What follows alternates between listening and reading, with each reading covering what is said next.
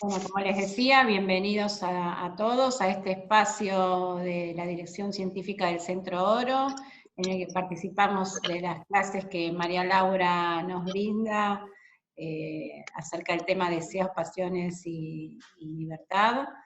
Esta es la tercera clase y quiero aprovechar para contarles que nos queda una clase más que tuvo una modificación en la fecha original. Así que esta cuarta clase y última va a ser el viernes 30 de julio, de aquí a 4 semanas. ¿Sí? Se los volveremos a recordar, pero para que puedan ir agendando en la serie de actividades que cada uno de ustedes tenga. Así que bueno, los invitamos a trabajar directamente con María Laura. Bueno, buenos días, ¿cómo están?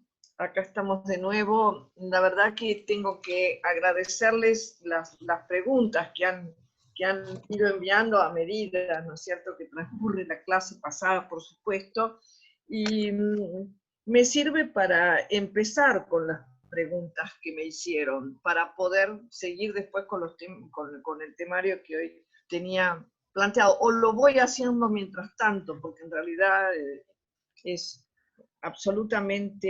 están absolutamente las preguntas muy bien realizadas y absolutamente coherentes con lo que habíamos estado trabajando y con lo que nos queda trabajar. Así que voy a empezar por la primera pregunta. La primera pregunta se relacionaba a ¿por qué primó la culpa? ¿Se acuerdan que habíamos quedado, la última clase habíamos quedado en el planteo que Spinoza al postular que Adán no pecó, de lo que se aparta fundamentalmente es de todo el sentimiento de culpa y remordimiento. Y de paso de deuda también, ¿no? Porque la culpa va ligada a la deuda, pero creo que de la deuda no habíamos hablado. Es muy interesante ver esta pregunta. ¿Por qué entonces primó la culpa hasta ahora, ¿no? ¿Por qué primó esa otra perspectiva? Por supuesto, esto sería una respuesta que no es una clase, ¿no? Es varias, o unas postulaciones interesantes para pensar por qué primó la culpa. Evidentemente, la primera cuestión que Spinoza se plantea, y es exclusivamente un pensamiento de Spinoza es que los que nos quieren culpables nos quieren tristes. ¿Por qué? Porque la culpa produce una especie de sustracción de nuestra potencia, porque esa potencia que podríamos usarla para actuar, como él pretende, ¿no? Una potencia para actuar, es decir, una potencia para la transformación, se usa en ese sentimiento de culpa y remordimiento, que supone para él, y yo creo que, bueno, acordamos, supone un lugar de sometimiento. Entonces, es verdad, efectivamente, primó el sentimiento de culpa en toda la modernidad. O sea, a partir de Spinoza, que dijimos también pertenece, obviamente, a la modernidad, pero es en los albores de la modernidad. Todavía no se había consolidado esa modernidad que se va a consolidar en los siglos XVIII y XIX. Y muy especialmente el siglo XVIII, con la primacía de la ilustración y la hegemonía de la razón, de una razón, entendamos esto, de una razón que la escribe con mayúscula, porque esa razón supone la irracionalidad de los otros, o sea, la razón es la propia de esta llamada civilización occidental, que se autodenomina como civilización, y por lo tanto, esta hegemonía de esa razón, no de otras posibilidades de racionalidades diferentes, porque la característica de esa razón es que desconoce todas las otras racionalidades. O sea que de por sí empieza con una fuerte posición de exclusión de todo aquello que no sea esa razón que se generó en la historia europea, que a su vez Europa recorta a su manera e incluso después impone como historia universal. Esta historia es una historia de la culpa, es una historia del remordimiento. Hay un texto muy, muy viejo ya, ¿no? Porque es del siglo pasado, y sí, la mayoría de nosotros creo que vivimos el siglo pasado, pero nos parece que eso ya es muy antiguo, es de los años 60 y pico, 70. de un filósofo, un historiador filósofo, que se llama Gerard Mayret, que escribió un texto que se llama El mito de Occidente. Es un texto muy interesante que está en una compilación de Historia de las Ideas hecha por François Châtelet, historiador francés extraordinario del siglo XX. Él postula justamente que el mito fundante de Occidente, que es el mito judío-cristiano, obviamente, es el mito de la creación, creación que, por otro lado, tiene esa otra parte, ¿no? Que es el pecado, la expulsión, el castigo, la deuda, la promesa, ¿no? Todo es junto, va. Ese relato mítico no es un mito, no es un mito, es un relato. No puede ser nunca un mito porque las otras versiones han quedado, por lo menos, absolutamente desconocidas para casi todos nosotros, salvo para los estudiosos, por supuesto, ¿no? Los estudiosos de toda la viejísima tradición. Por un lado, la tradición judía, pero otra tradición importante que es la siria caldea, porque el mito del Génesis no es judío, es asirio caldeo.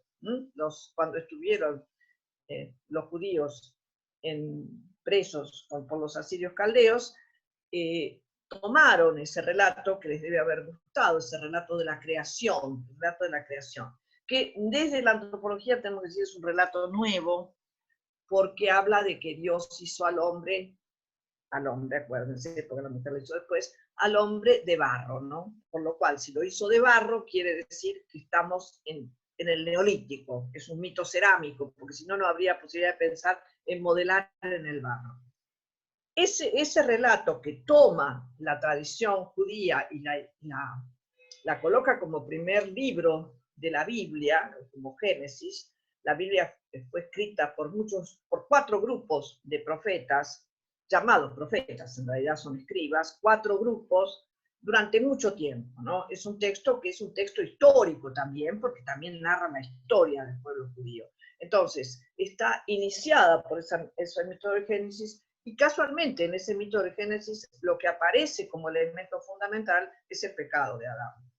Y es el pecado de Adán el que heredamos. Como Spinoza es muy crítico de todas las escrituras, muy crítico de las llamadas Sagradas Escrituras, es muy crítico porque para él esas Sagradas Escrituras son efecto de la imaginación. Ojo con esto, ¿no? Cuando Spinoza dice efecto de la imaginación, no está diciendo, no está despreciando ni diciendo que son elementos falsos, no se mete con la idea de lo verdadero o falso, son frutos de la imaginación. De una imaginación que por H o por B produce determinados relatos.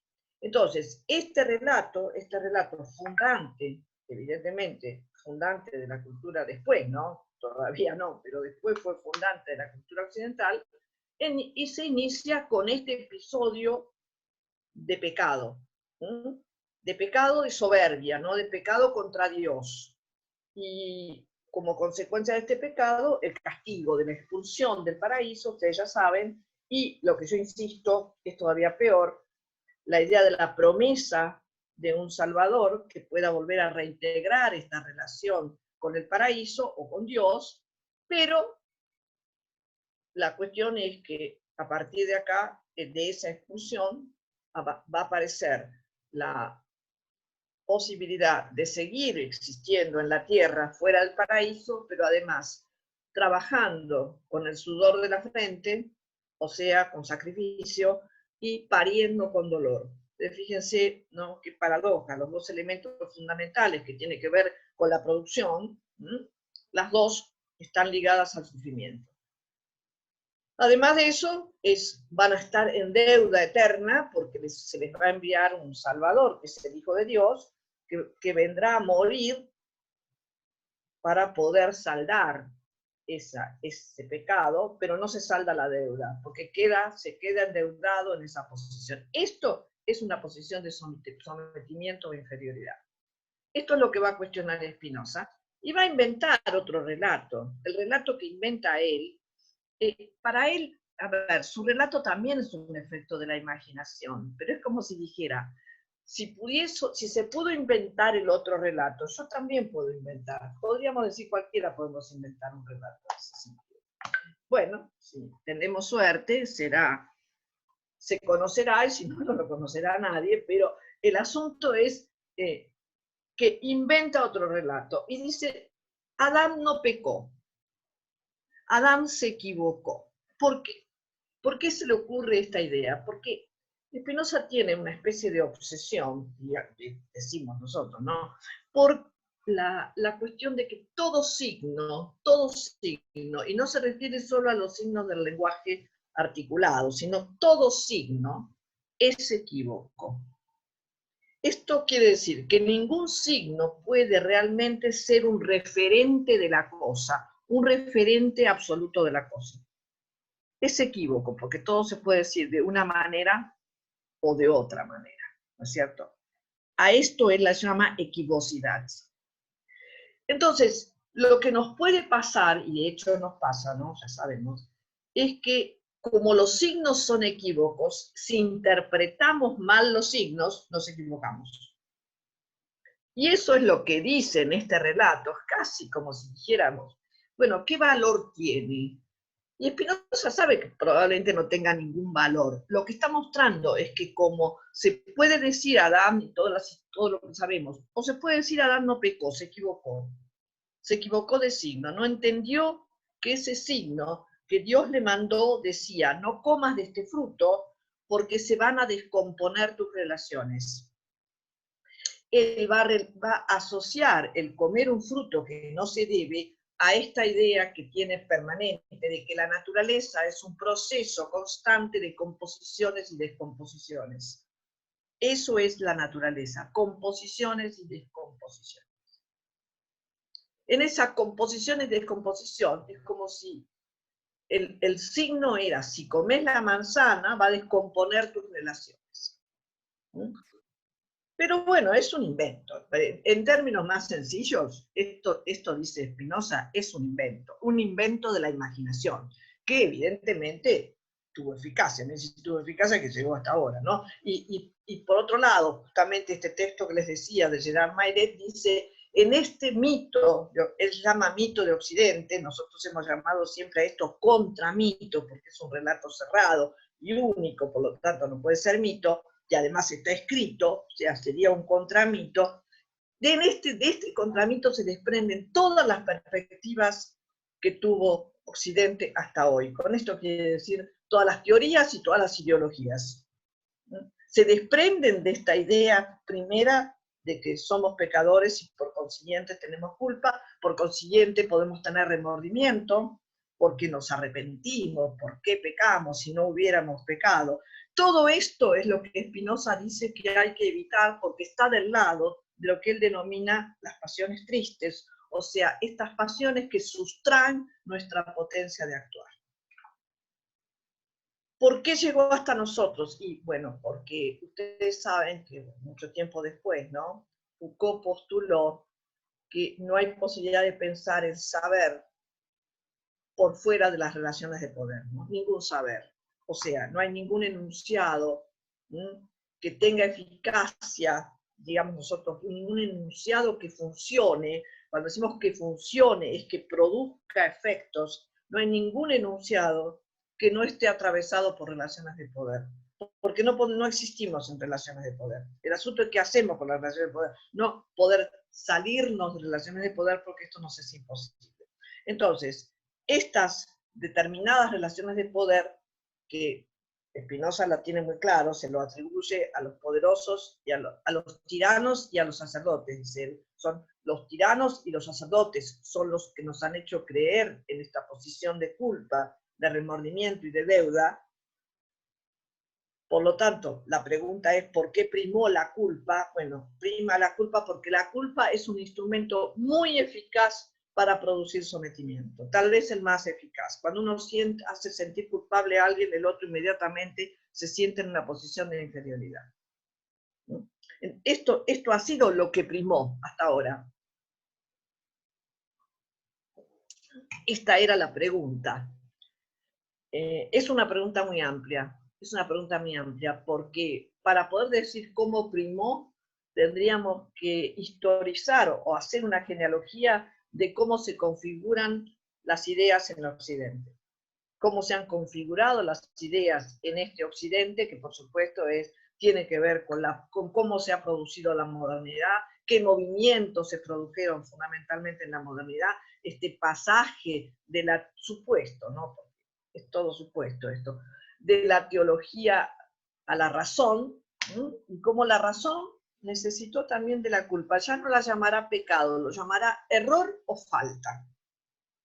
Pero siempre hay ahí un lugar parecido a la culpa, parecido a la culpa. Ya no será una culpa moral, posiblemente, aunque esto sigue sosteniéndose, pero sí es seguramente un error, tal como lo piensa Descartes, es un error, ¿no? Un error que viene de afuera, ¿no? Un error que viene de afuera. Al igual que el pecado, ¿no? La otra pregunta muy interesante, mejor que es una reflexión, que esta idea de Spinoza, fíjense que esto me interesó mucho, ¿no? Ahora se los leo lo que dice, ¿no? Dice el comentario que esta idea de Spinoza de que no pecamos modifica el lugar de la mujer, porque obviamente todos sabemos que fue Eva la que tentó, primero la serpiente tentó a Eva, obviamente, porque Eva está puesta en una posición de debilidad, por eso era más fácil tentarla que Adán, ¿no? Todas estas relaciones que podemos hacer, pero ella queda, digamos, como la maligna que tienta a Adán. Y muy interesante lo que dice la pregunta. Spinoza no lo pensó, porque en el siglo XVII me parece que esto era imposible de pensar, pero sí lo podríamos pensar ahora muy bien, como dice esta reflexión, ¿no? Si pensamos, si sacamos el pecado, evidentemente también tenemos que correr ese lugar de la mujer como la que fue la que lo tentó, la mujer, el lugar peligroso de la mujer, etcétera, etcétera, ¿no? Fíjense qué interesante que salga esta reflexión. Me parece fantástico, ¿no?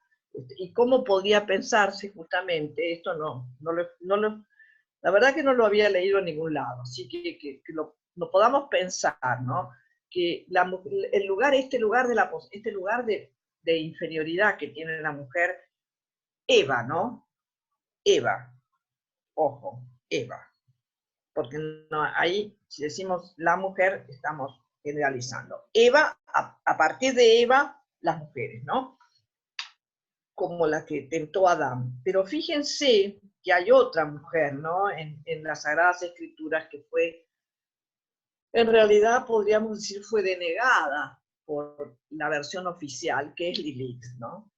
O sea que Lilith no tiene el mismo lugar de la mujer, ¿no? El lugar débil de la mujer. Lilith, al contrario, no se dejó tentar, al revés, no se dejó tentar.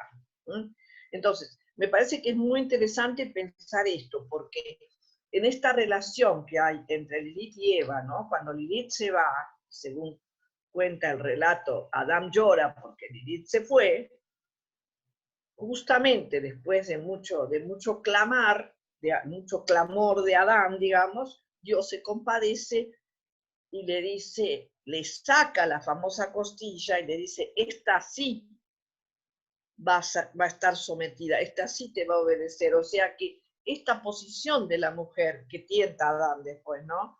Ya está en una posición de inferioridad y de sometimiento respecto de Adán. ¿Se entiende esto? Que no estaba Lilith. Pero por algo Lilith desaparece de la historia oficial, digamos, ¿no? Desaparece de las Sagradas Escrituras. ¿Mm? Y aparece, sí, ese personaje de Eva, que de cualquier manera es un personaje de alguna manera maligno, ¿no? Porque tienta a Adán. Entonces, fíjense que si Spinoza, como muy bien dice esta reflexión, se le ocurre decir que no pecó a Adán, Eva no tiene ahí ningún papel, él no hace ninguna mención, yo insisto, estamos en el siglo XVII, pero lo podemos pensar nosotros justamente, y me parece muy bueno, a partir de esta pregunta, a partir de esta reflexión, ¿no? A partir de esta reflexión. No sé si acuerdan en esto, si queda más o menos claro, no sé. Si quedó claro esta cuestión, y si en realidad tendríamos que seguir pensando este tema de por qué primó la culpa. Y podríamos hacer una serie de reflexiones, insisto, ¿no? Serían reflexiones históricas, obviamente, en razón de cómo fue utilizada esta idea de la culpa en los distintos momentos de la historia de Occidente, por supuesto, ¿no? De la historia de Occidente, porque hay otras historias en las cuales no aparece la culpa, no aparece la deuda, ¿no? Entendamos bien que este es el mito fundante de Occidente. Y por otro lado, insisto mucho, este lugar segundo de la mujer, ¿no? Este lugar de inferioridad, bueno, también habría que pensarlo en relación a si no hay pecado, tampoco las mujeres tentamos a Adán, fíjense, como un simple elemento, ¿no? Un simple elemento, porque al final lo que enuncia es muy simple, lo que enuncia Spinoza. Adán no pecó. Este Adán no pecó modifica totalmente, ¿no? la perspectiva en la que quedamos como con nuestra condición de existencia. ¿Sí? En absoluto, para Spinoza, puede pensarse que nuestra condición de existencia pueda tener algo que ver con el pecado. Entonces, lo que elimina, evidentemente, es el pecado, porque lo que intenta eliminar en todo su proyecto político, en los dos textos, el Tratado Teológico Político y el Tratado Político, es colocarnos en esta posición en la cual podamos fundamentalmente discernir. Que por otro lado, y paradójicamente para Spinoza, es la condición de lo vivo, ¿no? No es que nosotros solo discernimos, todo lo vivo discierne. Todo lo vivo discierne, o sea, todo lo vivo elige un lugar, todo lo vivo percibe y cuando percibe puede seleccionar. Resulta muy extraño también porque fíjense que no solo no nos dice que no somos culpables, pero además nos saca ese lugar de imperio sobre otro imperio, ¿no? No hay jerarquización en la perspectiva de esta forma de pensar el universo de Spinoza. No hay jerarquía y por lo tanto no hay jerarquía, nosotros no tenemos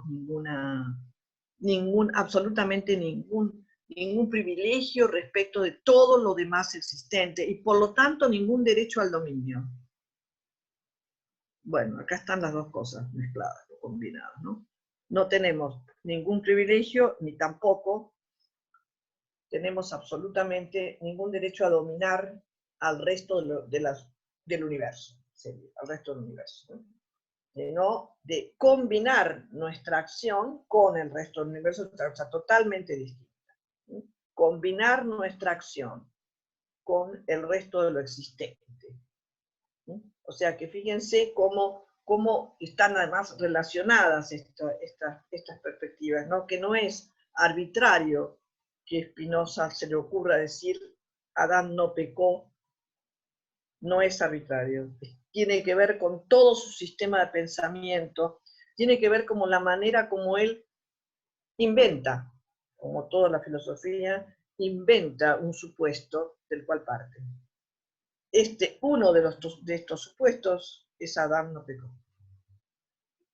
Bueno, esa era más o menos, ¿no? No pretendo, ustedes saben que en general sí, pero puedo pensar, acá dice la culpa no, pero la deuda es eterna respecto de lo transgeneracional, pero yo no puedo pensar no en términos de deuda, sino en términos de compartir con el resto del resto del universo, compartir lo que tengo en común. ¿Por qué lo tengo que pensar como deuda? A ver, estoy hablando como si pensáramos con Spinoza, no le debemos nada a nadie, porque la naturaleza se expresa a cada momento y no tengo por qué estar en condición de deuda. Una cosa es, Raquel, ¿querés decir algo? ¿Me dejás una interrupción?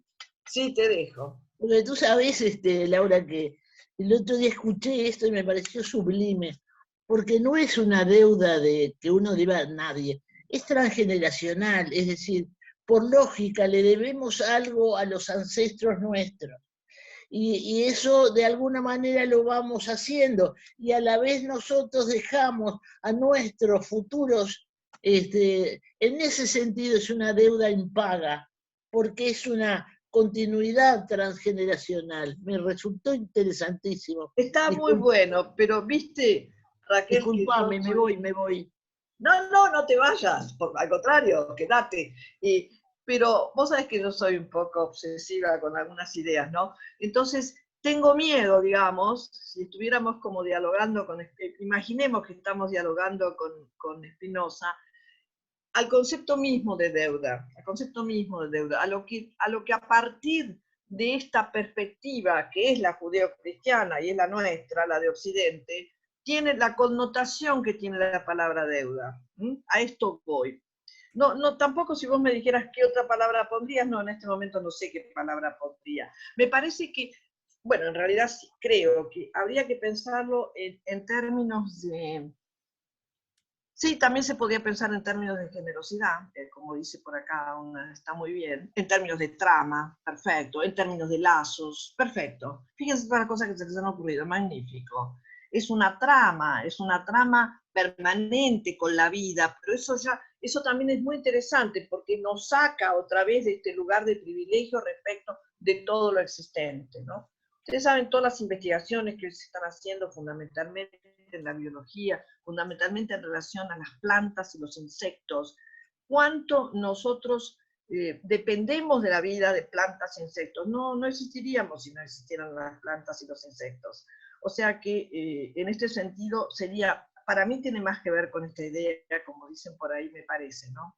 De transmisión, de estar en una trama, ¿no? Entendiendo transmisión como el estar en una trama, el ser parte de una trama, en una trama de la vida. Esto Spinoza me parece que acordaría totalmente con esta idea. En una trama de la vida, en una trama muy larga, ni siquiera sabemos cuándo empezó, para nada, y por supuesto menos cuándo va a terminar. Una trama que tampoco tiene una finalidad. Y esto sería muy, me parece, sí, pero, perdón, ¿no? Lo de deuda simbólica me parece peor todavía. Esto ya me parece que, esto de mi parte es un atrevimiento, porque hay que trabajarlo esto, no se puede decir así. Pero lo digo para que nos pongan, miren las que se les disparó a ustedes, ¿no? Y me parece re interesante. Una idea de trama, la idea de transmisión, la idea de lazo, pero también una idea de que en este universo, hoy la física lo tiene muy claro, la física contemporánea y la astrofísica, no hay nada en el universo autónomo, ¿no? O sea que todo entra en trama de relaciones. Y esto no es solo la trama de relaciones en acto, no en este momento, sino que esta trama de relaciones tiene, bueno, llamemos pasado, que así se lo llamo. Yo ni siquiera me animaría a llamarlo pasado, siguiendo a Bersón, no sería un pasado, es un presente. Esa larga trama es un presente, no es un pasado. Está, por lo tanto no es pasado, sigue estando. Y seguirá estando, como decía Raquel, ¿no? Me parece. Sí, cambiamos, para mi modo de ver, ¿no? Exacto, Diana, para mi modo de ver, si cambiamos la manera de ver a los otros y de vernos a nosotros. Pero bueno, nada, se puede no cambiar si no se quiere. Yo lo estoy diciendo, por eso les digo, estoy diciendo para sacarle la connotación que tiene la palabra deuda, porque si estoy en posición de deudor, siempre estoy en posición de inferioridad respecto del acreedor, aunque estos sean los términos comerciales de donde sale este concepto. No sé si está más o menos claro. Nos queda pendiente entonces, pero no para ahora, por ahí, ¿no? Sino seguir pensando cómo podíamos reemplazar la palabra deuda en ese sentido, ¿no? Por una trama sin la cual no viviríamos en realidad. Es una trama sin la cual no viviríamos.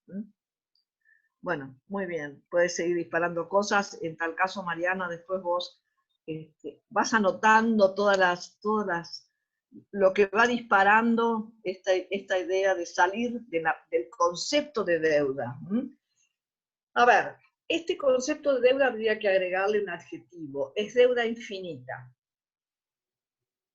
Porque la deuda que se tiene en el judeocristianismo es una deuda infinita, o sea que no se va a pagar nunca, porque si Dios iba a venir, o va a venir, o vino, y murió por nosotros, ¿cómo pagamos esa deuda? Esa deuda es infinita. Entonces, justamente es muy importante porque porque la antropología, a partir bueno, un poco después de las concepciones clásicas de la antropología, estudió muchas sociedades en donde hay formas de establecer la deuda, pero son siempre deudas finitas. O sea, deudas que hay que pagar, pero finitas, no infinitas. Y es muy importante este concepto de deuda infinita, porque es fundamental para el surgimiento del capitalismo. ¿Qué es de deuda infinita? Porque es un sistema de deuda, y al capitalismo lo que más le conviene es la deuda. Bueno, ya saben, tenemos experiencia, primero porque genera intereses, pero además de eso, porque nos coloca siempre en una posición de dependencia. Entonces, el hecho de pensar una deuda infinita es muy distinto a pensar una deuda finita, ¿sí? Una deuda que tiene principio y fin. Bueno, fíjense a todo lo que nos llevó esta idea, por qué es tan importante pensar en la culpa y las derivaciones que tiene esta idea de culpa, ¿no? La otra cuestión es, bueno, la otra pregunta tenía que ver con esta, porque ¿por qué la insistencia en eliminar la culpa? Creo que ya lo vimos en la insistencia de Spinoza, justamente. Sí, Spinoza insiste en esta manera de eliminar la culpa. ¿En qué sentido? Y para él, recuerden que la filosofía de Spinoza es al revés de toda la filosofía clásica o la filosofía, y después de la filosofía moderna, es una filosofía para la vida. Y para la vida cotidiana, ni siquiera para una vida en especial, para la vida cotidiana. Y él lo que quiere es que no estemos en esa posición cotidianamente, en lo que hacemos cotidianamente, no estemos en esa posición de deuda.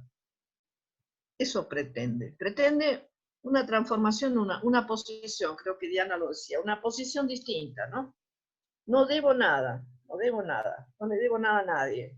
No debo mi existencia a Dios, porque la otra cuestión es que cuando hay un Dios creador, si Dios me creó y soy una criatura, le debo la existencia. De ahí entonces la importancia de otra pregunta que vamos a desarrollar un poquito después.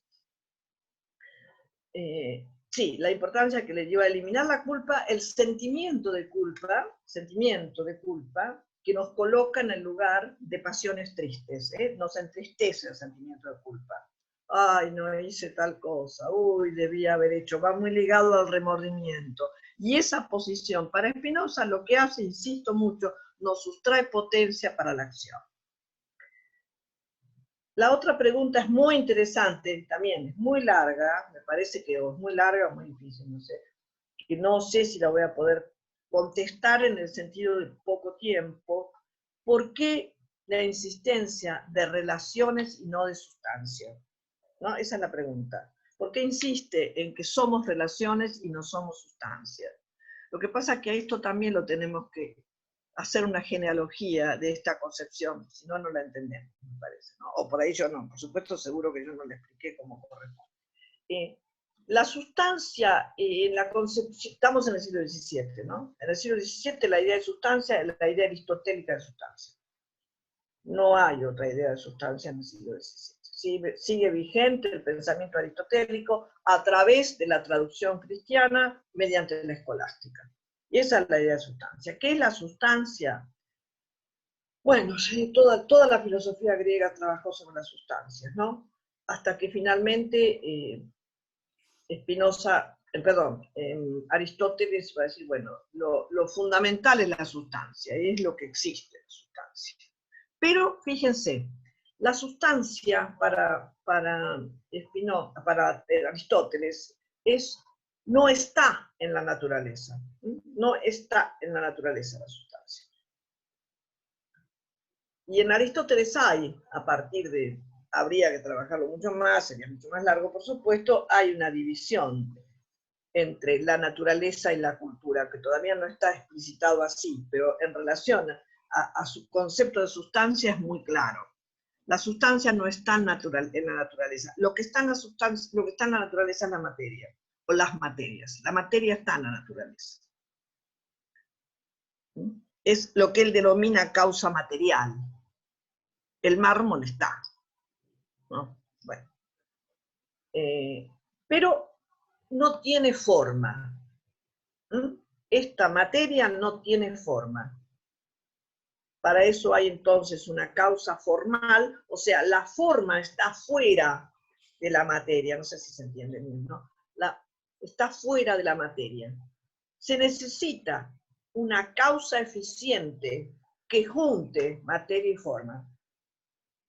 Una causa eficiente es en realidad alguien que le dé forma a la materia. Esa es la causa eficiente para Aristóteles. ¿Y dónde está entonces esa forma? Y está en la idea que puedo tener de forma. Y entonces, porque el modelo que tiene Aristóteles en la cabeza es un escultor, ¿no? Entonces, el escultor le va a dar al mármol forma de estatua, ¿no? Y ahí ya voy a tener sustancia. No, digo porque el término sustancia es esto. Simondon va a decir claramente, la sustancia siempre es hilemórfica. Esta sustancia aristotélica es hilemórfica. Esto significa eso que les digo, está separado por un lado la materia y por otro lado la forma. La sustancia es eso, es una materia formada, pero formada por alguien, ¿no? Este que fue causa eficiente, y para algo, porque hay causa final. Todo esto, Spinoza, todo esto lo quiere deshacer. ¿Por qué? Porque hay una vieja concepción, ¿no?, que corresponde a toda la filosofía antigua, filosofía clásica, que el sujeto es sustancia que soporta atributos. El sujeto que estoy hablando ahora en realidad es el sujeto gramatical. Pasa a ser después el sujeto gramatical. Soporta atributos. Yo puedo decir el cielo es azul, el cielo está nublado. El sujeto, ya sabemos, es el cielo, soporta atributos. Entonces, esa sustancia siempre es soporte. ¿Por qué Spinoza dice que no somos sustancia? Bueno, por lo que vamos a trabajar, ya lo trabajamos, pero la pregunta está, ¿por qué inventa un Dios, no? ¿Por qué hay un concepto de Dios? Y esto tiene que ver, las dos preguntas se ligan, me parece.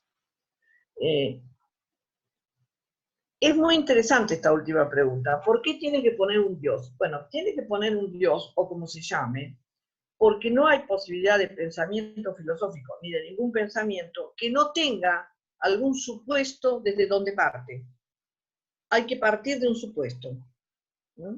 El supuesto del que parte el pensamiento platónico es el de la existencia de un ser o de la esencia. Ese es su supuesto, que está en el Toposogamo, donde fue, todo el relato que hace, pero el supuesto es que hay esencia. Y por consiguiente hay apariencia. Bueno, es un supuesto.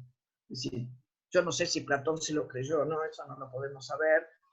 Los demás parece que se lo creyeron, pero si se lo creyó Platón o no, no sé, no sabemos, ¿no? Entonces, siempre hay que partir de un supuesto. Después la filosofía cristiana va a partir de un supuesto de que en realidad lo que existe es Dios, y Dios nos crea. Eso es otro supuesto. Otra vez vuelve a hacer la misma operación, es una operación de pensamiento lo que está haciendo Spinoza, ¿no? Así como dice Adán no pecó, bueno, parte de que lo que existe es la naturaleza. Uno de los nombres de la naturaleza puede ser Dios. ¿Qué inventa entonces? Un concepto de Dios. Un concepto de Dios que no es antropomórfico, que no castiga, que no crea, no hace nada. No hace nada. Lo único que hace es expresarse constantemente. Se expresa constantemente. Todo lo que existe es expresión inmanente de ese Dios o naturaleza. Y ustedes me podrán decir, bueno, inventó, claro que inventó, por supuesto. Como inventaron todos. Diría Spinoza, sí, claro que inventé un Dios. Inventé un concepto de Dios, porque yo no inventé un Dios, diría Spinoza, ¿no? Invento un concepto de Dios. Porque de la naturaleza, dice Spinoza, no puedo negar que existe. Y acá, sí, porque tendríamos que negar que existimos nosotros. Las plantas, el aire, la tierra, el fuego, lo que quieran. Todo es naturaleza, todo, absolutamente todo es naturaleza. Y todo es naturaleza en el sentido de que es expresión inmanente de la naturaleza o Dios. ¿Les gusta llamarlo Dios? Llámenlo Dios. Pero no confundan, porque no es ningún Dios antropomórfico. ¿No? Es un Dios realmente abstracto, en algún sentido. Como nombre es abstracto. Como existencia es lo más concreto que tenemos. Primero estamos respirando. A veces no tan bien con los barbijos, pero estamos respirando. Hay aire, hay vegetación, hay luz, hay sol, hay sombra, hay lluvia. Todo eso está. A esto lo llamo naturaleza o Dios. Pero hay una cosa fundamental, ¿no?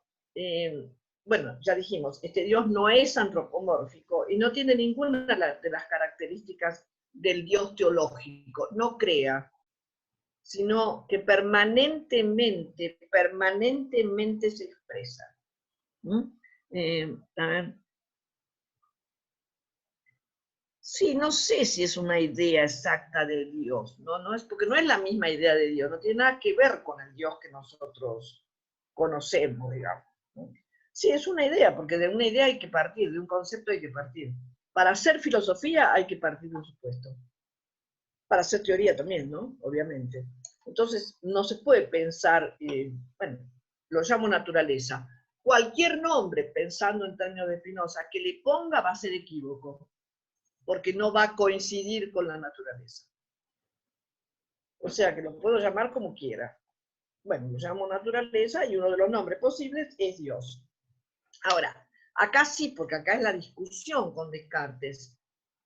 Esta naturaleza tiene una sola sustancia y existe una sola sustancia. ¿Quién es Dios? No es una pregunta filosófica, es una pregunta teológica, ¿no? Acá dicen eso, ¿quién es Dios? No es una pregunta teológica, es la pregunta de la teología. La filosofía no se ha preguntado justamente por Dios, ¿no? Salvo la filosofía cristiana, claro. O salvo cuando es retraducida la filosofía griega o metafísica a la filosofía cristiana. Vuelvo otra vez a decir, bueno, hay una sola sustancia. Se está oponiendo a Descartes para el que había tres, ¿no? La extensa, los cuerpos, la res cogita en el pensamiento y Dios, tercera sustancia infinita, ¿no? Descartes. Entonces, Spinoza le dice, pero si Dios es infinito, no puede haber otras sustancias. Porque quiere decir, si pongo otra sustancia, quiere decir que entonces Dios no es infinito, necesita de otras sustancias. Entonces borra las otras sustancias y dice, hay una sola sustancia. Esa sustancia se expresa constantemente en modos de existencia, que tienen atributos. Y de alguna manera también vemos como en estos términos sigue usando términos de la filosofía, ¿no? Tiene atributos. Esta expresión, esta forma que se expresa permanentemente, la naturaleza tiene atributos, y tiene dos atributos. ¿Sí? Por un lado, la extensión, dado que lo existente tiene extensión, en una definición muy clásica de lo extenso ocupa lugar en el espacio, podríamos hoy decir, tiene cuerpo, el que fuere, y a su vez tiene pensamiento, o idea, o mente, o alma, todas las traducciones posibles. Pero sí tiene ideas, tiene pensamiento. Ahora, claro, recuerden lo que se le había ocurrido a Descartes, ¿no? Que no sabía bien cómo salir del embrollo que ha hecho, y entonces dice, bueno, pero tenemos que tener ideas innatas, porque si no, nos equivocaríamos, habría errores, es importante que tengamos ideas innatas. ¿Cuál es la idea de Dios y las ideas matemáticas? Spinoza hay una parte de la ética que dice, bueno, si son innatas o no, no nos preocupa. Si tenemos ideas innatas o no, no es un problema, no tiene importancia. Lo que sabemos es que la idea que tiene el alma es la del cuerpo. Bueno, o sea que si tengo que definir el alma, llamada alma o mente o pensamiento, la tengo que definir como lo que puede pensar el cuerpo. El objeto del alma es pensar el cuerpo. Fíjense. O sea, después va a decir, son inseparables. Lo que le pasa al alma le pasa al cuerpo, y lo que le pasa al cuerpo le pasa al alma, porque son lo mismo con atributos diferentes. Uno es la extensión, el otro es el pensamiento. Uno es la extensión, la otra son intensidades. Intensidades que no tienen cuerpo, pero producen efectos en los cuerpos. Bueno, fíjense. Por lo tanto, Spinoza no puede decir que seamos sustancia, porque hay una sola sustancia.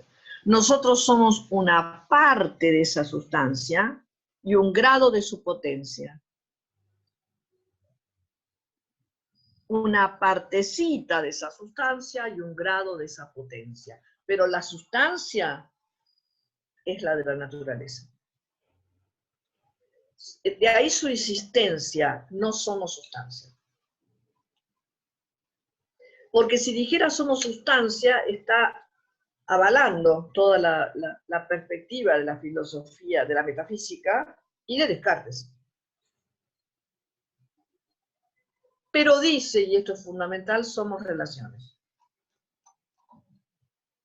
Podríamos decir, en vez de somos relaciones, estamos en un entramado infinito de relaciones. Entramado que en realidad ni empieza ni termina, ¿no? Sería como que está en un entre. Estamos siempre en un entramado de relaciones. Y nos transformamos en ese entramado de relaciones.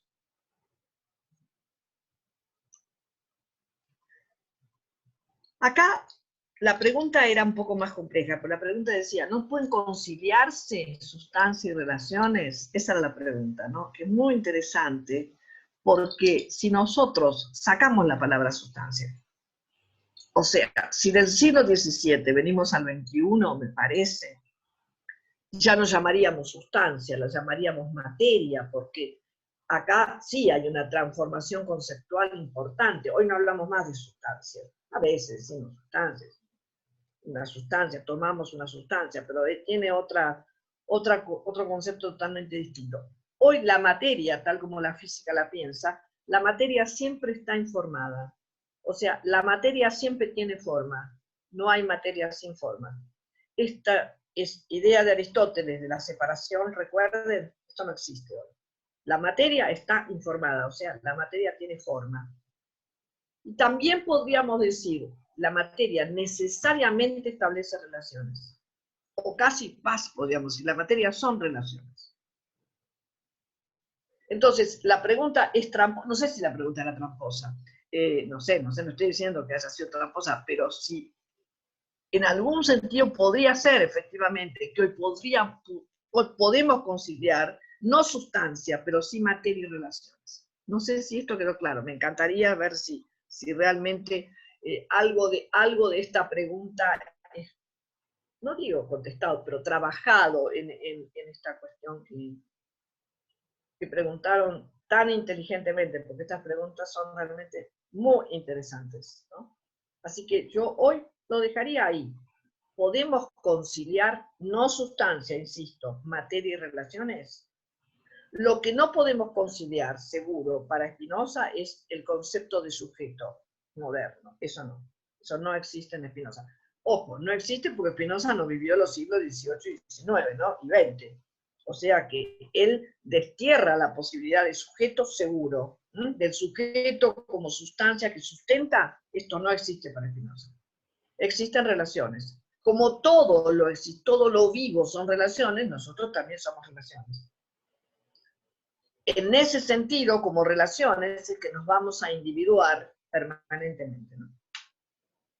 Porque tal como conciben los cuerpos Spinoza, los cuerpos siempre están formados por infinitas partes, infinitamente pequeñas, que a su vez establecen infinitas relaciones. Entonces es imposible. Si me dicen en relación a sujetos, sí, no hay sujeto. No hay, el concepto que tenemos clásico de sujeto no existe en Spinoza. Somos relaciones, esas relaciones nos hacen modificarnos permanentemente porque nos modificamos permanentemente, y por otro lado, porque no hay posibilidad de nada de lo existente, nada que no tenga relaciones con una exterioridad. En el caso, él lo va a decir permanentemente, que no tenga relaciones con otros cuerpos, entendiendo por otros cuerpos todas las formas que a ustedes les ocurren, ¿no?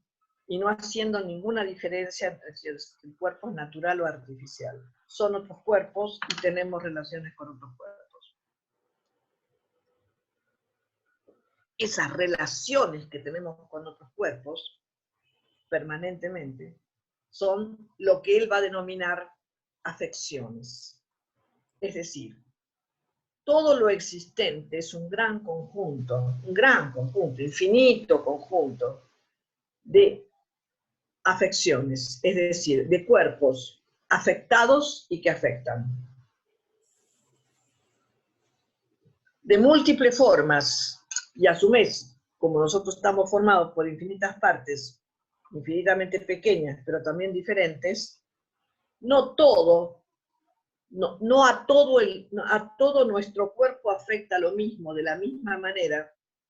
Puede afectar una parte de esas relaciones y no la otra, y puede afectar a todas las relaciones. Por supuesto, depende de la intensidad de la afectación. ¿No?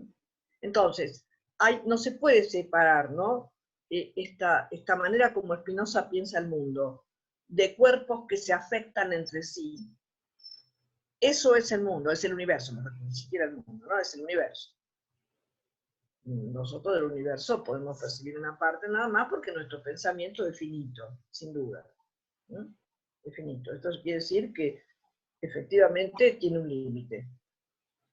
Es verdad que esto es en términos absolutos, en términos relativos nuestro pensamiento es infinito, podemos pensar cualquier cosa, aprender cualquier cosa, pero en términos relativos, en términos absolutos es finito.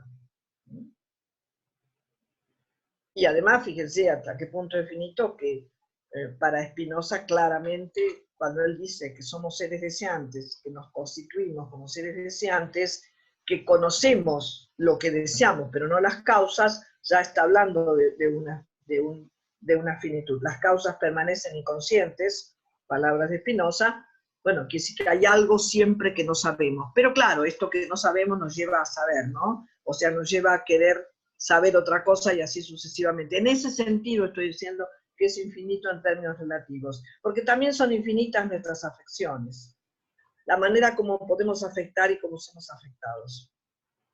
Entendiendo que somos afectados, que lo que se afecta siempre son los cuerpos, para Spinoza, ¿no? Entendamos, se afecta siempre son los cuerpos. El alma lo que hace es tener, como si dijéramos, el alma recibe, ¿no? Recibe las consecuencias de esa afectación del cuerpo, pero lo que afectan son los cuerpos, lo que están afectados son los cuerpos. ¿Sí? El alma va a poder pensar esas afecciones, porque podemos decir, bueno, a nosotros nos puede afectar algo que directamente, estas afecciones no necesariamente tienen que ser aquello que nos golpea, que nos toca, ¿no? Que toca los cuerpos. Hay muchas maneras de tocar el cuerpo para Spinoza, y por ejemplo, un texto de Spinoza puede tocar nuestros cuerpos. Lo que sí no puede pasar es que esté afectada el alma y no esté afectado el cuerpo, o esté afectado el cuerpo y no esté afectado el alma. Eso es imposible. Esto me gustaría saber si se entiende o si lo tengo que insistir, porque por ahí no está muy claro. Esta doble afectación permanente, porque además es lo mismo, es la misma sustancia con dos atributos distintos. Por lo tanto, si algo me afecta en el cuerpo. Y el alma es aquella que recibe esa afectación, ¿no? Y que de alguna manera nosotros diríamos, tiene una representación, pero en Spinoza no está la palabra exactamente de representación, ¿no? Pero bueno, para entenderlo de alguna manera, el alma, el pensamiento, la mente, que son más o menos sinónimos para Spinoza, aunque prefería siempre la palabra mente, ¿no? Parece, pero bueno. La cuestión es que es nada más que el registro de las afectaciones del cuerpo. Y en ese sentido, además, dice, de estas afectaciones quedan huellas, vestigios. O sea que fíjense que aparece una preocupación ya en el siglo XVII por la memoria, ¿no? Queda una huella de las afectaciones. A tal punto que una huella que es muy posible que yo vuelva a pensar, sería, en esa afectación y vuelva a sentir esto en el cuerpo. Porque dejó la huella. Insisto, no habla de la palabra memoria, no es una preocupación del siglo XVII. Esta va a ser la gran preocupación del siglo XIX, fundamentalmente. ¿Dónde está la memoria? ¿Cómo se produce la memoria? Y del XX también, ¿no? Pero del siglo XIX especialmente.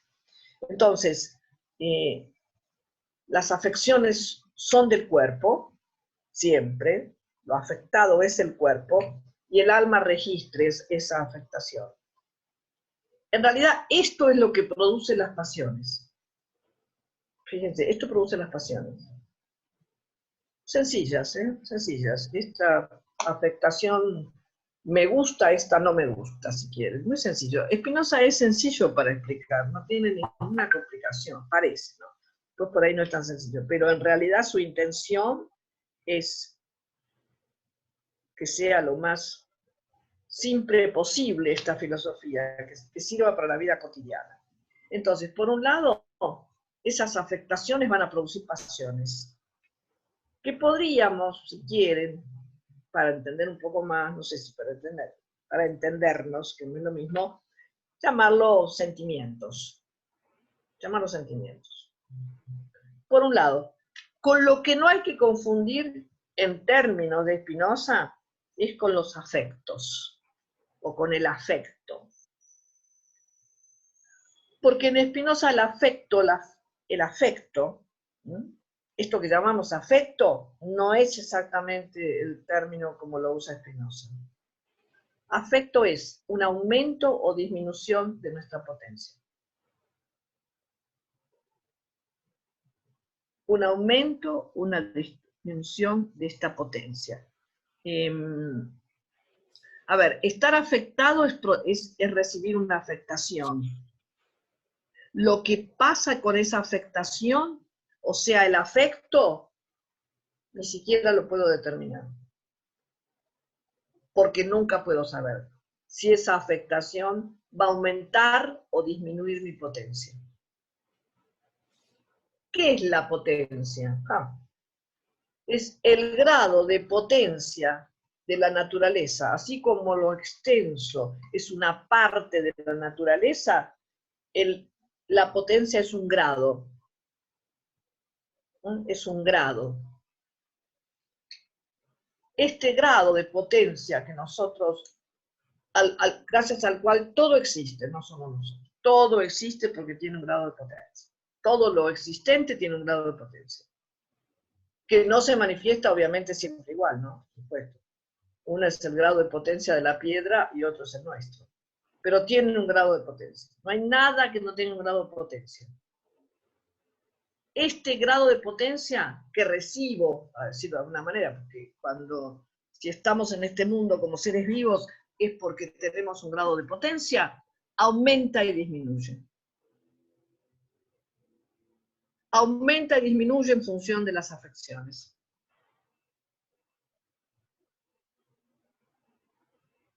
Puede haber algo que aumente mi potencia, algo que disminuya mi potencia. A veces lo puedo prever, muchas veces no. ¿Para qué es la potencia para Spinoza? Para actuar, para producir acción. Y acción significa transformación, que lo hace todo lo vivo, no solamente nosotros, insisto. Nosotros tenemos una manera propia de nuestro modo de existencia de actuar.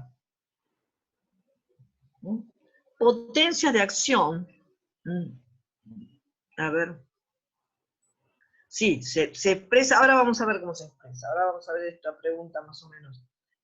A ver, esta potencia tiene 3 características. La potencia es eterna, no muere nunca, porque si muriera, la naturaleza se agotaría, ¿no? O sea que cuando nosotros de alguna forma morimos, nuestra potencia no muere. Y en este sentido tiene mucho que ver, Raquel, con lo que decías, ¿no? Esta potencia que recibimos nos hace también estar en común con toda la potencia, ¿no? Con toda la potencia de la naturaleza y relacionarlos con todo lo vivo, porque todo lo vivo tiene potencia. Y en ese sentido somos iguales, en ese sentido, ¿no? Somos iguales, pero no en el mismo grado de potencia, porque no somos iguales nosotros, porque cada uno tiene un grado de potencia, su grado singular de potencia. Pero ese grado singular de potencia, ahora vemos, que ese grado singular de potencia, que es eterno, como dijimos, se manifiesta en acto y se manifiesta en la instantaneidad. Se manifiesta en la instantaneidad, se manifiesta ahora, en este instante, en cada uno de nosotros que ustedes están pensando, a ver qué digo, no estoy de acuerdo, qué lugar, etc. Esto es la potencia, pero manifestada en este instante, en acto. O sea, que además de ser eterna, tiene la característica de la instantaneidad. Y nos dice Spinoza que además dura, entendiendo por Spinoza, la idea de duración como esta idea de que recordamos, tiene que ver con el recuerdo, haber tenido la potencia, ¿no? Recordamos esta potencia, recordamos, no pude esto, ahora puedo esto otro. En ese sentido es duradera, o sea, es eterna, es instantánea y es duradera.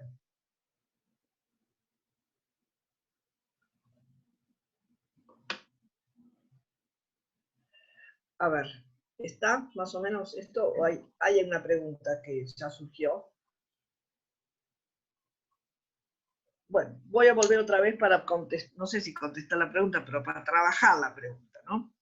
Entonces, este afecto que es aumento y disminución de la potencia, me lleva a aumentar o disminuir mi potencia de actuar.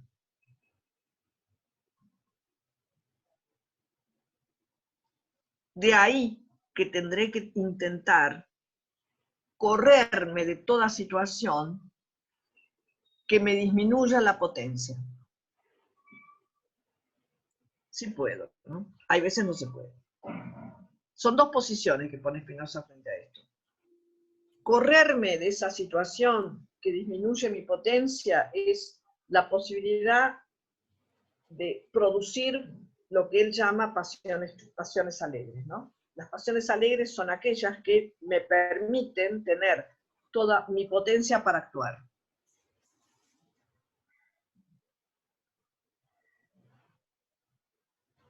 Ya, entendiendo siempre por acción alguna forma de transformación, ¿no? Y por el otro lado, tratar de salirme de esas situaciones que disminuyen mi potencia. Él la va a llamar, como ustedes saben, a estas 2 posiciones, las pasiones alegres y las pasiones tristes. No entendiéndolo en términos opositivos, ¿no? De oposición, no exactamente. ¿Por qué? Porque más bien tenemos que pensarlo en términos de tensión. En última instancia, los va a decir por ahí Spinoza, no hay pasiones puras. No es totalmente alegre, salvo puede ser un momento muy especial, quien lo define, o pasiones tristes, en términos entonces binarios, sino que habitamos en esos lugares de tensión entre tristeza y alegría. Lo que sí es fundamental en esta relación afectación-afecto, ¿no? O sea, esto que me afectó, porque es una afectación, me produce aumento o disminución de la potencia. Todo el tiempo. Lo que no va a pasar es que me quede sin potencia, ¿no? ¿Por qué? Porque esa potencia en Spinoza se define en realidad A ver, esta otra pregunta, ¿la viste, Mariana? Porque me gustaría sostenerla, pero no. Bueno, ahora, es tan rápido el chat, no se puede ¿Cuál hablar. pregunta? Yo te la repito, María Laura, pues yo no tengo Espera, la... espera, enseguida vamos, pero tenela, porque no se puede intentar mirar los cuadraditos. Atender lo que uno va siguiendo con la idea, y además leer el chat, ¿no? A veces se puede, si es corto, a veces no se puede. Bueno, lo que les decía, el no quedarse en la pasión triste para Spinoza, lo más importante, es no, como si dijéramos, no regordearse de esa pasión triste, no quedarse ahí en ese estado de rumiación en relación a la pasión triste, porque eso es lo que nos quita la potencia de actuar. Él dice muy bien, hay situaciones que obviamente nos producen una gran tristeza. No estoy negando las situaciones que producen tristeza, estoy diciendo lo que no se puede hacer es permanentemente estar dentro de ese lugar y no poder salir como si fuera en realidad un pozo o un agujero negro que nos, que nos chupa, ¿no? Que nos absorbe la potencia. De esa situación hay que salir. Y Spinoza en esto es muy claro, de esa situación hay que salir. Para producir en lo posible una pasión alegre, entendiendo por pasión alegre esto que, ¿no? Decíamos, esto que, ¿qué es lo que hace esta pasión alegre? Lo que hace esta pasión alegre es permitirnos tener la especie, como dijéramos, estar en la posibilidad de manejar nosotros nuestra potencia, no que nos vengan a impotentizarnos. Por eso, para Spinoza, todo lo que tenga que ver con la tristeza y fundamentalmente con la melancolía, que para él es la peor posición, la peor de las pasiones, de las cuales él dice, la melancolía es una pasión tal que nos engloba totalmente, es como que quedamos capturados por la melancolía y no encontramos ningún lugar de salida. Esto no es para él una cuestión psicológica, es una cuestión política. Él dice que esta situación de melancolía es como los poderosos nos quieren. Entonces, me parece muy interesante esta idea, ¿no? Es como nos quieren los poderosos, nos quieren tristes. Porque nos quieren tristes nos quieren impotentes. Uno podría decir, en realidad, gran parte de la historia de la modernidad tiene que ver con esta impotentización. Bueno, si quieren contestamos preguntas, porque hay un montón, ¿eh? Sí, hay un montón, María Laura. Algunas Sí. tienen que ver con este último tema, que es lo que vos venías explicando acerca de esta relación de Sí. cómo somos afectados, digamos, Sí. ¿no? Y no sé si con esto que explicabas de las pasiones tristes estabas contestando la pregunta sobre la angustia.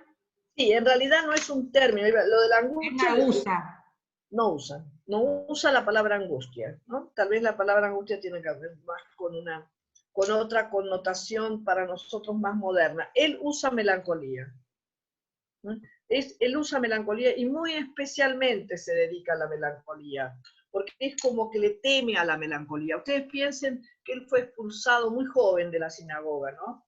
Y Justo hay una expulsado de la pregunta sobre la expulsión, así que... Ah, bueno, perfecto. Expulsado muy joven de la sinagoga, tenía 24 años, pero expulsarlo significa expulsarlo de su mundo, porque su mundo era la comunidad judía de Ámsterdam, y no se podían acercar a hablar con él, ni siquiera, no podían hablar con él, ¿no? Porque iban a ser también castigados si hablaban con él. Entonces, me parece que esto que él hizo, que es retirarse, pero no retirarse y aislarse, sino hacer otras conexiones, hacer otras relaciones, bueno, es un modo de vida que él nos da, ¿no? El modo de vida es salir, porque se hubiera podido quedar en ese pozo melancólico, ¿no? Porque ser expulsado de la sinagoga y de la familia, bueno, no pudo seguir con el negocio de la familia, pues no podía trabajar en esa especie de aceitera que tenían en la familia, bueno, o productos parecidos a eso, y se puso a pulir anteojos, a pulir cristales. Esto es exactamente, esto demuestra lo que es, bueno, esto no puedo hacer más, sea otra cosa. No me quedo pensando, bueno, no puedo. Yo estaba estudiando la Sagrada Escritura, estaba haciendo todo este desarrollo, ¿qué hago? No puedo hacer más nada, ¿con quién me conecto? Imagínense a Spinoza en esa posición melancólica. No, ¿qué puedo hacer? Pulir cristales para ver mejor, ¿no? La idea de pulir los cristales era ver mejor, evidentemente. Pobre, lo llevó a la muerte, parece, ¿no? Pero en fin, eso no lo sabía. Entonces, ese es el revertir la situación. Esto no se puede, ¿qué se puede? Eso sería la posibilidad, o no, de salir de la melancolía. Pero lo que sí hay que tener claro para él es que la melancolía es como un exceso de dolor, y como Spinoza tenía como lema, cuidado con los excesos. Cuidado con los excesos. Y recuerden el sello que usaban las cartas, ¿no? El sello que usaban las cartas Spinoza era un sello de los que se usaban antes, en donde se hacía lacre, ¿no? En lacre era una rosa con espinas y decía guarda espina. Guarda espina significaba cuidado con mi pensamiento. Cuidado con Spinoza. Porque él sabía muy bien que era un pensamiento, hoy llamaríamos subversivo, totalmente subversivo, y que no todos estamos en condiciones, en un momento o en otro, de poder dar cuenta, de poder establecer relaciones con ese pensamiento. Eso es fantástico de parte de Spinoza, ¿no? No todos, bueno, algunos, o a lo mejor no. Justo que recién hablabas de los excesos, hay una pregunta acerca del suicidio, María Laura, ¿no? Si esto es no la despotenciación. Bueno, para Spinoza nunca habría posibilidad de despotentización total. El peor de los estados es la melancolía, y aún ahí está la potencia, ¿no? Y con el suicidio pasa lo mismo. Él habla del suicidio, ¿eh? Él habla del suicidio y dice más o menos como que el suicidio sería como que una parte de nuestro cuerpo se rebela contra otra, ¿no? O unas partes ya no soportan a otras, una cosa así. Y entonces se podía dar el suicidio, pero para eso se necesita potencia. Para el suicidio se necesita potencia. O sea, para el suicidio lo que en Spinoza tiene que estar presente es un deseo muy fuerte de no querer seguir viviendo. Y poder llevar al acto esto se necesita mucha fuerza deseante. Y no exactamente pensado como deseo de muerte, porque para Spinoza no hay deseo de muerte, ¿eh?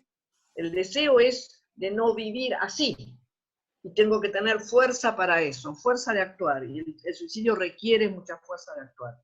En lo posible, dice él también, bueno, habrá que ver, que redireccionar esa fuerza para otro lado, pero bueno, si no se puede llegar al suicidio.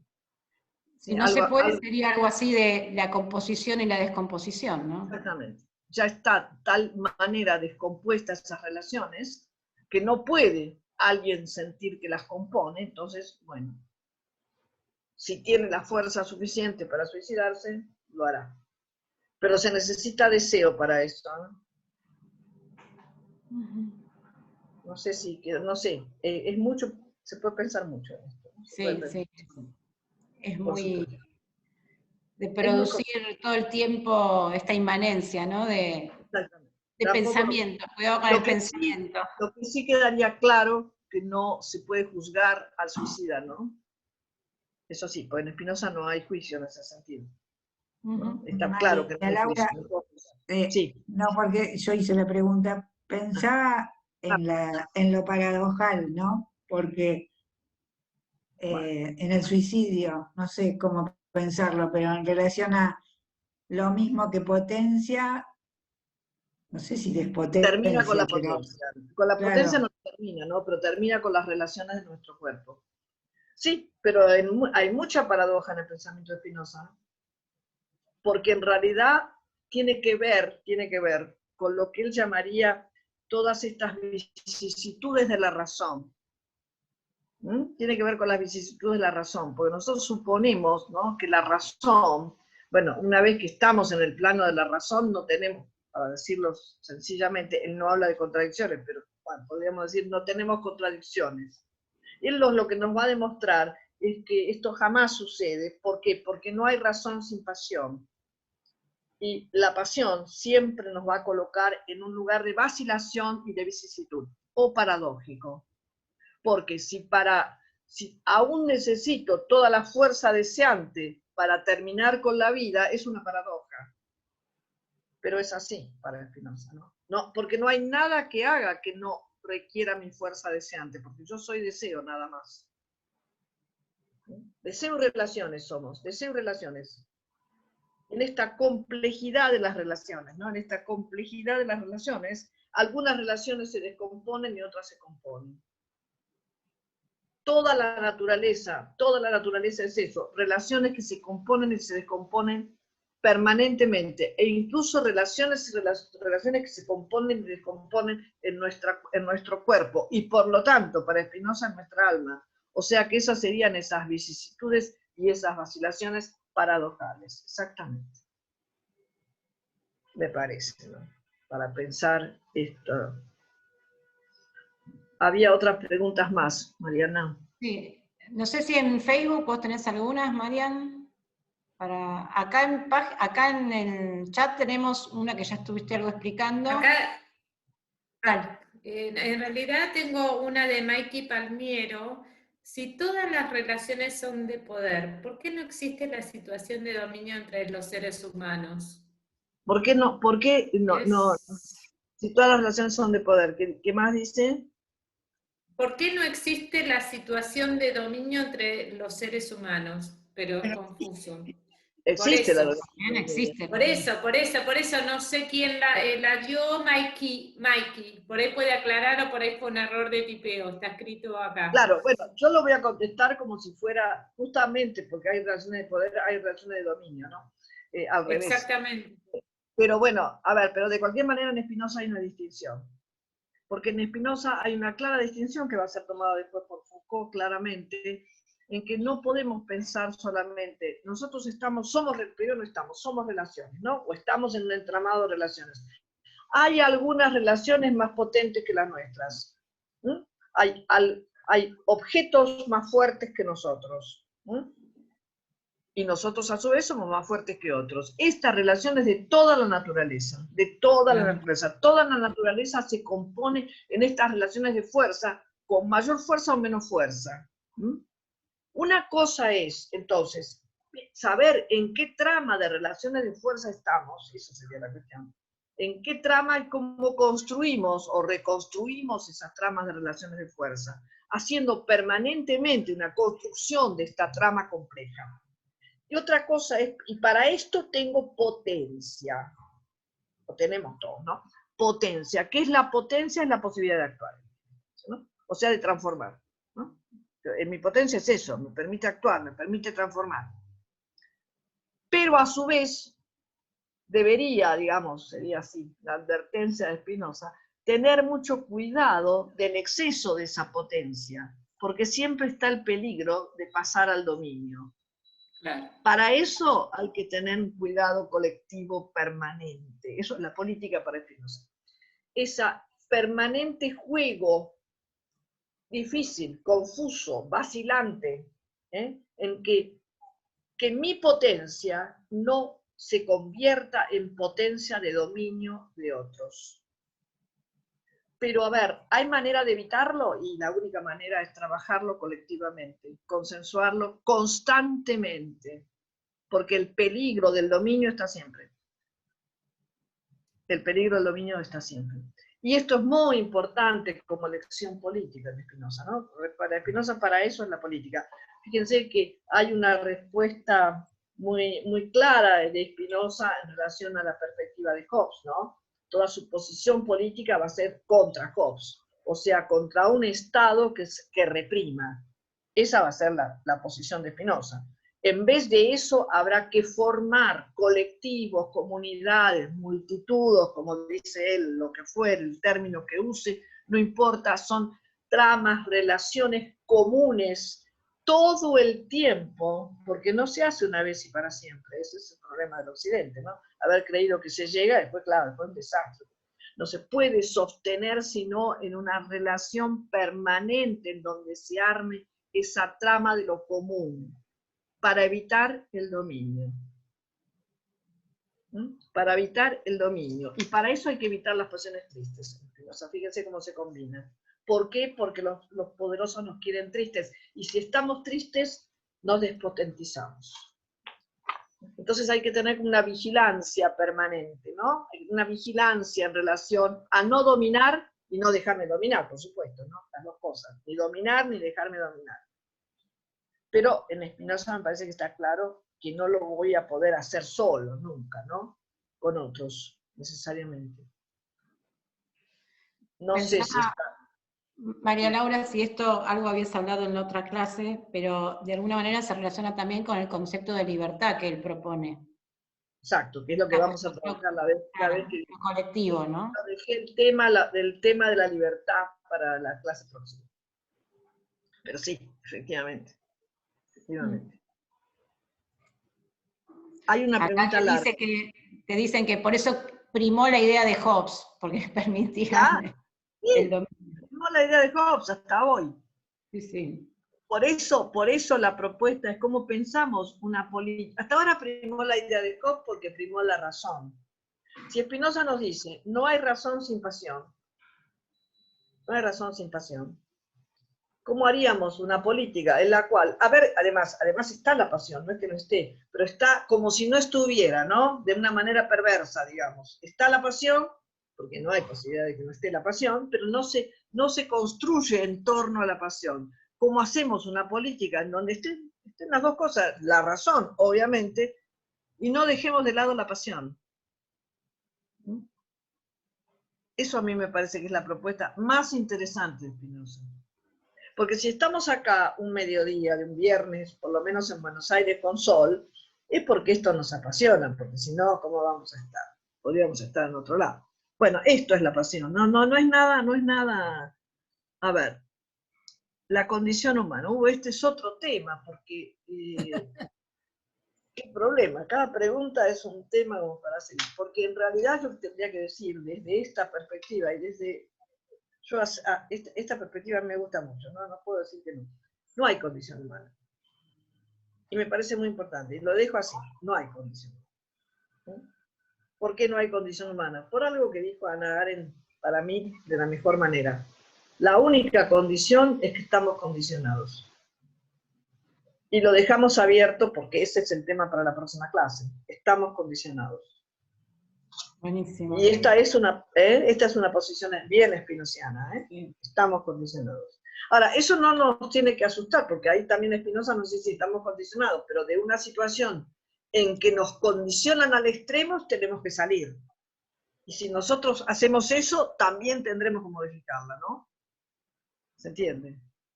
Bueno, no es tan fácil, ¿no? Porque ya sabemos que no es fácil. Sobre todo, si hubiera seguido siendo hegemónico el pensamiento de Spinoza, no nos sería tan difícil. Pero pensemos que estamos hablando de un pensamiento totalmente marginal, ¿no? Que fue totalmente marginal hasta el siglo XX. ¿No? No porque se lo desconoció, al contrario, me parece que porque se lo conoció. Yo estoy sospechando que es porque se lo conoció bastante. Es al revés, me parece que es al revés. Se lo conoció bastante y es peligroso. Y difícil de hacer una práctica, claro, desde el modelo hobbesiano, ¿no? Una práctica desde el Estado nos parece más fácil. Yo ordeno tal cosa y se acabó. Y el que no, depende, lo pongo preso, lo mato, o lo dejo ahí marginal, depende. Pero es mucho más fácil hacer política así que hacer una política todo el tiempo trabajando esto que es lo común, ¿no? Sí. Hay muchos saludos, María Laura, porque estamos cerquita de la hora. Pero falta todavía. 6 minutos.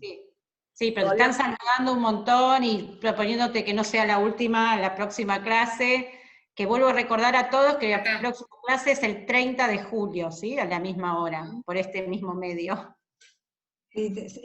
¿Sabes qué, María Laura? No sé si la próxima podrás, aunque sea tocar un poco, o nos queda, a lo mejor podemos hacer una clase más.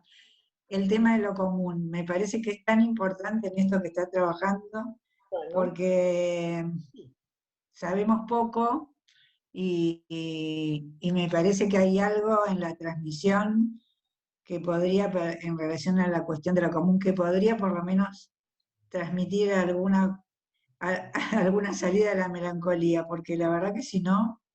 Está bueno esto, está bueno, Susana, en el sentido de que para mí, para Spinoza, la salida de la melancolía no existe, sino es en algo de construcción común. Claro, O sea, claro. cada uno solo no puede salir de la melancolía. Esto es claro. ¿Por qué? Porque necesita las relaciones de los otros. Fíjense que el contrario de Hobbes, ¿no? En donde para él ese contrato entre muchos individuos está fundamentalmente regido por la represión, para Spinoza es todo lo contrario. Él dice, a ver, ¿cómo es posible pensar que se puede donar la voluntad? Se pregunta, ¿no? ¿Cómo es posible pensar que la política es la donación de la voluntad a otro? Cuando la política debe ser lo contrario, pero para esto hay que armar relaciones, tramas de relaciones. Cuanto más relaciones tienen nuestros cuerpos, más posibilidades de percibir tiene nuestra alma. Más o menos palabras textuales de Spinoza. ¿Y qué es percibir para Spinoza? Es diferenciar. Es diferenciar, es discernir, es no acordar, es no acordar. Y con eso hacer algo con lo que no acuerdo, ¿no? Eso es lo que no sabemos hacer. ¿Vale? Entonces, me parece que sí, y que no hay otra manera de salir de la melancolía, ¿eh? A ver, si a alguien lo dejamos solo en la melancolía, se queda en la melancolía. La única posibilidad son las relaciones, son los lazos. Lazos que hago con otros cuerpos que me afecten de distinta manera y pueda entonces yo aumentar o disminuir mi afecto, o sea, mi potencia. Bueno, muchas ¿Querés gracias. otra? No, Faltan son 3 todos minutos. comentarios, ¿eh? Bueno. Son todos comentarios felicitándote, Sí. agradeciéndote. No sé si alguien estaba por hablar ahí. No, que en Facebook también son comentarios, son agradecimientos y comentarios. Bueno, Muchísimos. de cualquier Muchas manera... gracias, María Laura. Muchas gracias a gracias. ustedes. Gracias a ustedes. Yo de cualquier manera les diría que si tienen alguna pregunta, bueno, seguro que tienen, ¿no? O no es pregunta necesariamente, cuestionamiento, lo que ustedes quieran, lo trabajemos la próxima clase, lo traigan, lo manden por ahí o lo traigan. Sí, si quieren ¿sí? pueden mandarlo incluso a la dirección nuestra del Centro Oro, de Científica Centro Oro, y después se lo pasamos a María Laura para que lo pueda desarrollar. Así que están invitados. A ver, se me ocurre ahora, no sé, es toda una cosa, pero por ahí para que pienses, ya que va a ser la última clase, en algún lugar, no sé, la trama, psicoanálisis y el pensamiento de Spinoza en relación a en qué puede potenciar y en qué no, ¿no? El trabajo desde el psicoanálisis, porque bueno, acá hay muchos psicoanalistas y no es fácil. Una cosa es el tema de la falta o no, si hay pulsión de muerte o no, que trabajamos el año pasado, pero me parece que en relación a la experiencia analítica, como trabajo de potenciación o no, ¿no? Por lo menos eso me parece muy bien. si podemos pensar algo en relación a eso, por lo menos esbozarlo, me parece que es para un próximo curso. Sí, pero lo que pasa es que también es, a ver, estamos diciendo que son formas de pensamiento distintos, ¿no? seguro. Tenemos que tener claro esto. Son formas de pensamiento distintos y que tienen lo que decíamos antes, ¿no? Parten de una concepción distinta y que Freud es siglo XIX, ¿no? Habría que haber, lástima que no coincidió con Spinoza, pero ¿qué le vamos a hacer? No coincidió, ¿no? Así como hay un autor, Macheron, un autor francés, que dice que una lástima que no fue Hegel y después Spinoza, ¿no? Pero bueno, fue así, ¿qué le vamos a hacer? Hubiera sido fantástico, hubiera estado primero Hegel y después Spinoza, pero fue al revés. Acá con Freud nos puede pasar lo mismo, yo creo que sería fantástico. Te lo preguntaba más en relación a la práctica, no tanto a la teoría, ¿no? Porque me parece que cada teórico, bueno, partió de un momento distinto, ¿no? Pero la práctica es hoy, y en la práctica del psicoanálisis, ¿cuánto podemos abrevar y no en esta capacidad de salir de la melancolía, ¿no? Porque también la práctica es algo de lo común, la práctica del psicoanálisis. Por supuesto, por supuesto. Y es una cuestión política en realidad, ¿no? Es una cuestión política Totalmente. tal como lo plantea, ¿no? Sí, Lacan se remitió a Spinoza, sí, parece que lo leyó desde muy chiquito. Y hay algunas cosas en los seminarios de Lacan en donde uno puede decir, ah, esto es Spinoza, pero después aparece que no se sabe si está en Spinoza. Pero bueno, son temas de Lacan, ¿no? Sí, escribía Lacan. Así pensaba, tal vez, no sabemos. Bueno, perfecto. Bueno, mil gracias, María Laura. Gracias, María Laura. Gracias a todos y nos vemos la próxima y vamos a hacer circular las preguntas, ¿eh? Está abierto. Acuérdense que es el 30, ¿no? Acuérdense que es el 30. Hasta la próxima. Muchísimas gracias, muchísimas gracias. Nos vemos. Hasta la próxima. Hasta luego.